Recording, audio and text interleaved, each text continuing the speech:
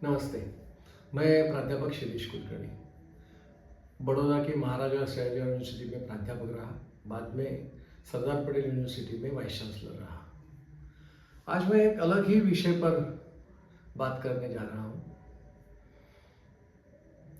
हर आदमी अपने आप को असाधारण, असामान्य, प्रतिष्ठित, बहुत आगे बढ़ा हुआ ऐसा देखना चाहता है अपने आप को।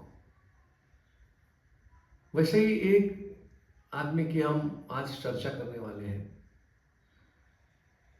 एक स्कूल में पढ़ने वाला छोटा बच्चा जब स्कूल में जाता है तो उसे आखिरी छोर पर बिठाया जाता है, जिसको अगर बैठने की जो मैट है, जो बैठने की जगह है, वह उसे खुद लगानी पड़ती है। और जब स्कूल पूरी होती है तो उसे खुद को उठाना पड़ता है। यही बच्चा अगर उसको प्यास लगी है तो पानी पीने के लिए उसे पहले शिक्षक से परमिशन लेनी पड़ती है, और शिक्षक परमिशन देता है तब उसके साथ एक प्यून भी साथ में जाता है। क्यों? क्योंकि नल से पानी पीना है और नल से उसे संपर्क नहीं करना है, उसे छूना नहीं है नल को। तो प्यून जाएगा, वो नल का कॉक खोलेगा और यह लड़का वो पानी पिएगा, और जैसे पानी पीना पूरा हुआ वो नल फिर से बंद हो जाएगा। ये ऐसा लड़का है कि जिसके भाई या उसके घर में अगर बाल काटने हैं तो बाल काटने के लिए कहीं पर भी उसे सलून में कोई काटने नहीं देगा। बाल काटने के लिए कोई तैयार नहीं होता है। तो आखिरी उनकी बहन ही बाल काटती है। तो ऐसा क्यों? यह सारी बातें, उदाहरण किस चीज का है? अस्पृश्यता। और यह अस्पृश्यता किसके साथ? जिसे मैंने कहा ना कि भाई असाधारण बनना, तो उसके लिए कितनी मेहनत करनी पड़ती है, उसका एक एक मैंने उदाहरण दिया है। यह है डॉक्टर बाबा साहब अम्बेडकर। उनके साथ यह सब हुआ है। स्कूल में पढ़ाई की तो उस पढ़ाई के बाद उनके जो गुरुजी थे, उन्होंने बड़ौदा के महाराजा गायकवाड़, सयाजीराव गायकवाड़, उनके गुरुजी ने उनके साथ संपर्क करवाया और कहा ये बहुत ब्रिलियंट लड़का है, इसे विदेश भेजना चाहिए। तो उसके लिए जो ग्रांट था, जो पैसे देने थे, वो महाराजा ने दिए, और वह विदेश में जाकर अपनी पढ़ाई करता था। 16-16 घंटे, 17-17 घंटे पढ़ाई करता था। खाने की फुर्सत नहीं थी, तो उस खाने के लिए वो अपने साथ कुछ ब्रेड या बिस्किट लेकर जाता था साथ में, जबकि लाइब्रेरी में लिखा हुआ रहता था कि यहाँ पर खाने की परमिशन नहीं है, आप यहाँ कुछ भी नहीं खा सकते हो। और ये चुपके से चोरी छिप कर ब्रेड या बिस्किट जो ले जाता है वो खाता है। तो एक बार लाइब्रेरियन उसे पकड़ता है और कहता है कि ये क्या है, ये पढ़ा हुआ लिखा हुआ आपने पढ़ा नहीं किया? तो बोले पढ़ा, लेकिन मैं यहीं बैठता हूँ वगैरह वगैरह, जो डॉक्टर बाबा साहब आम्बेडकर ने उसे जो सारी बातें बताई। तो वो लाइब्रेरियन भी पिघल गया। उसने कहा कि भाई कल से आप कुछ मत लाओ, मेरे ही टिफिन में आप खाएंगे, हम दोनों साथ में मिलकर खाएंगे। ऐसी जगह पर उन्होंने एक लेख भी लिखा था। उस लेख का नाम था कास्ट इन इंडिया। वो कहाँ छपा? तो अमेरिकन जर्नल ऑफ सोशियोलॉजी। और यह लेख इतना प्रख्यात हुआ कि हर यूनिवर्सिटी में इस लेख को लिटरेचर वालों ने पढ़ना चाहिए और इसमें से कुछ प्रेरणा लेनी चाहिए। इस प्रकार का उनका वो लेख था।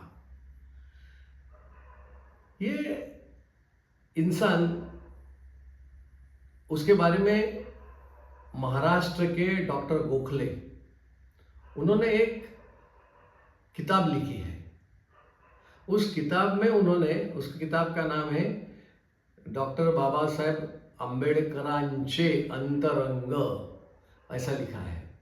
लेकिन उस गोखले जी ने इस किताब के शुरू में 151 तारीखों का विवरण दिया है। जैसे उनका जो जन्म था 14 अप्रैल 1891, 1891 में जन्म हुआ, तब से लेकर उनके मृत्यु तक 6/12/1956 तक सारी तारीखों के साथ उन्होंने ये पूरा विवरण इसमें लिखा हुआ है कि ये आदमी कैसा है। अब असल बात पर आते हैं कि ये जब पढ़ रहे थे, स्कूल में पढ़ रहे थे, कॉलेज में पढ़ रहे थे, जब विदेश गए तो विदेश गए तब जो महाराजा थे सयाजीराव गायकवाड़, उन्होंने कहा था कि मैं आपको फंड दूंगा, आप विदेश जाइए, लेकिन आने के बाद आपको हमारे राज्य में जॉब नौकरी करनी पड़ेगी। तो ये भी सबको मालूम है शायद कि बड़ौदा की जो राज्य में डॉक्टर बाबा साहब अम्बेडकर काम कर रहे थे, तो अस्पृश्य होने की वजह से उनके हाथ में भी कोई फाइल नहीं देता था, वो फाइल फेंकी जाती थी। इतने कड़वे अनुभव इन्होंने देखा है, इसलिए उनके दिमाग में बैठ गया था कि भाई ये जातीय निर्मूलन होना ही चाहिए, ये जाति प्रथा वर्ण व्यवस्था नहीं होनी चाहिए, यह उसने ठान ली थी। और उसके लिए बहुत सारे प्रयत्न उन्होंने किया। उन प्रयत्नों में शायद हम जानते हैं कि सनातन धर्म, इसमें यह कोई वर्ण व्यवस्था भी नहीं थी, सब एक थे। ये वसुधैव कुटुंबकम को मानने वाले थे, लेकिन ये वसुधैव कुटुंबकम का बाद में जो अपभ्रंश हुआ, जो उसमें कमियां आई, उसमें इस वर्ण व्यवस्था को एक अपवर्ड क्लास, एक बैकवर्ड क्लास, इस प्रकार के क्लासिफिकेशन हो गए, और जिनको ये अस्पृश्य कहा गया, महार कहा गया, भंगी कहा गया, तो इनको काम क्या दिया गया था वो भी सोचने लायक है। शायद आप जानते होंगे पुराने समय में यह था, जो मैंने अपनी आंखों से देखा है। जिस किसी का घर रोड पर है तो उसके कंपाउंड में टॉयलेट के लिए जाने के लिए जगह रहती थी, लेकिन जो शौच गिरती थी वो एक डब्बे में गिरती थी, जो रोड के ऊपर वो डब्बे को उठाया जा सकता था। तो ये जो महार जाति के थे या अस्पृश्य थे, उनको ये डब्बे अपने सर पर उठाने पड़ते थे।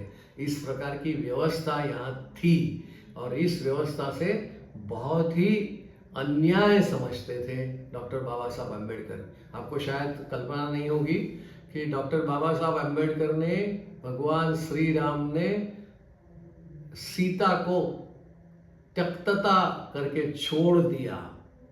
किसी एक ने कहा कि नहीं भाई ये तो अपवित्र है, इसलिए छोड़ दिया, तो उस पर डॉक्टर बाबा साहब अम्बेडकर कहते थे कि श्री राम भगवान ने ये सीता के साथ बहुत बड़ा अन्याय किया है। लेकिन जाति प्रथा का निर्मूलन करने के लिए उन्होंने खूब प्रयत्न किए। बाद में आगे जाते जाते परिस्थिति ये बनी कि उन्हें कुछ हुद्दे भी मिले। सारे हुद्दों के बारे में भी चर्चा नहीं करूंगा, लेकिन वो कानून मंत्री भी बने।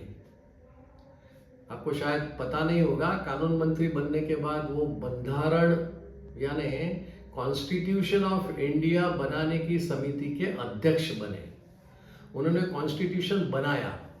अब वो कॉन्स्टिट्यूशन बनाने में कई सारे लोग थे, लेकिन उन्होंने बहुत स्पष्ट शब्दों में अपनी आखिरी दिन जो था, ये कॉन्स्टिट्यूशन की समिति का आखिरी दिन था, उस दिन में उन्होंने जो भाषण किया है उसमें उन्होंने स्पष्ट कहा कि भाई ये मैंने अकेले ने कुछ नहीं किया, लेकिन हम लोगों ने सब मिलकर ये किया है, ये उनकी महानता थी।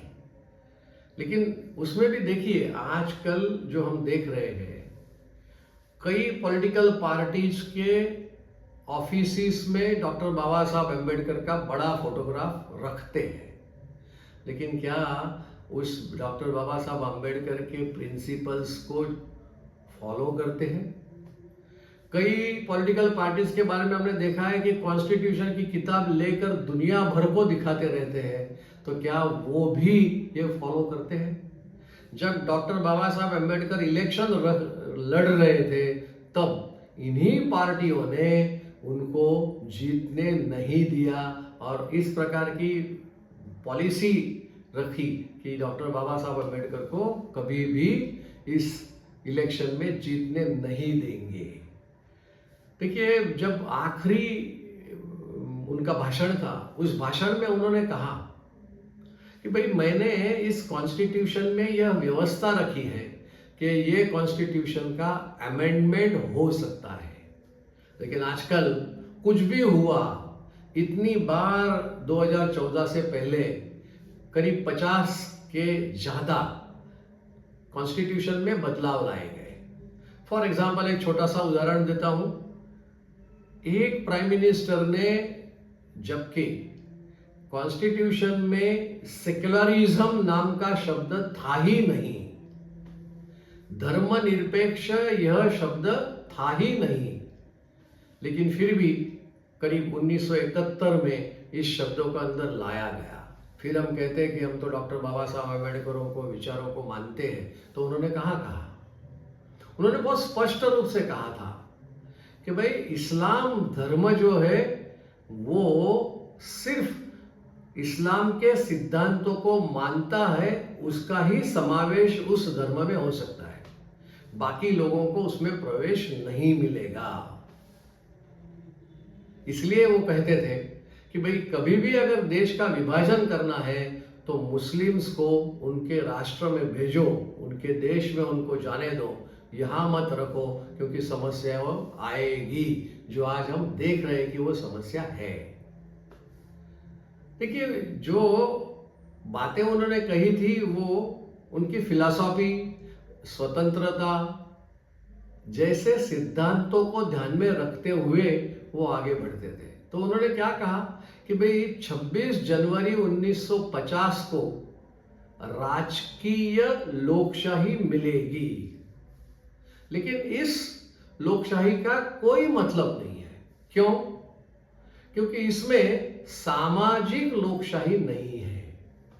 इसलिए राजकीय लोकशाही के साथ अगर हम सामाजिक लोकशाही को अगर रखें तो ज्यादा अच्छा रहेगा। अगर यह एक राष्ट्र है तो इसमें बंधुत्व की भावना होना अत्यंत आवश्यक है। इसीलिए उनकी जब पहली शादी की जो पत्नी थी उसका देहावसान हुआ, उसके बाद में उन्होंने दूसरी शादी की, तो दूसरी शादी में वो एकदम निम्न जाति के होते हुए भी ब्राह्मण लड़की के साथ उन्होंने शादी की। उनके कार्यालय में भी कई कर्मचारी ऐसे थे कि जो ब्राह्मण थे। तो यह उनका कहना है कि अगर यह एक राष्ट्र है तो हम सब में बंधुत्व होना अत्यंत आवश्यक है। सिर्फ कॉन्स्टिट्यूशन हाथ में लेकर घूमना या डॉक्टर बाबा साहब अम्बेडकर का फोटो लगाना, इससे डॉक्टर बाबा साहब अम्बेडकर को हम फॉलो नहीं कर रहे हैं, ये तय है। लेकिन पढ़ना नहीं है। डॉक्टर बाबा साहब अम्बेडकर की मैंने तो बहुत छोटी सी बातें आपसे कही है, लेकिन इसको तो लंबा अगर आप देखेंगे तो इवन गांधी जी के बारे में भी उन्होंने लिखा है कि भाई गांधी जी के साथ उनका जब चर्चा हुई तो उस चर्चा में गांधी जी ने उनको कहा कि भाई इस देश में सारे धर्म सच्चे हैं, सम्माननीय है और इसीलिए उनको फॉलो कर देना चाहिए। तब उन्होंने कहा नहीं, यह बात मैं नहीं मानता हूं। तो सेक्युलरिज्म वाला शब्द तो उस वक्त था ही नहीं, तो ये सेक्युलरिज्म कहां से आ गया, अचानक से क्यों आया? तो जैसे हम जानते हैं कि भाई जब शाहबानो केस हुआ था, तो शाहबानो केस में जब कोर्ट का निर्णय आया तो उस निर्णय के बावजूद वो लोकसभा में कानून बदल कर उसे जो मंथली पैसा देना है वो देना पड़ा। इस प्रकार की स्थिति है। इसलिए देश में सिर्फ डॉक्टर बाबा साहब अम्बेडकर का नाम देना, उनकी कॉन्स्टिट्यूशन हाथ में लेना या उनका फोटो रखना, उससे आप डॉक्टर बाबा साहब अम्बेडकर को फॉलो करते, ऐसा कभी नहीं हुआ, ऐसा कभी होगा नहीं। इसलिए अगर उनको ठीक तरह से पढ़े, डिटेल में पढ़े, तो ध्यान में आएगा कि हम कहाँ चूक कर रहे हैं। बस इतना ही, मैं अपनी वाणी को विराम देता हूँ।